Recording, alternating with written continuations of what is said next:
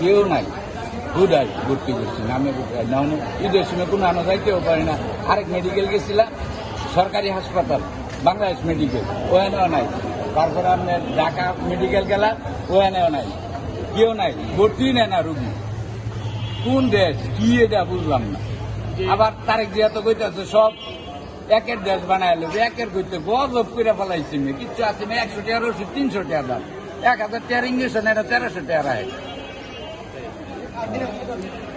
8 দিন হাসপাতালে 1000 টাকা মূল্য, বাইরে এনে রায় 1300।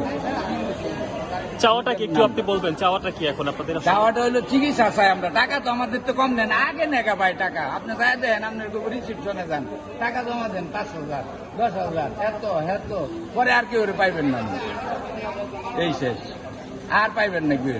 জিগাইলে আরেকটা এই ওষুধ আনেন, সেই ওষুধ খালি একটার পরে একটা লেখা দেয়, যারা তারাও ডাক্তার না।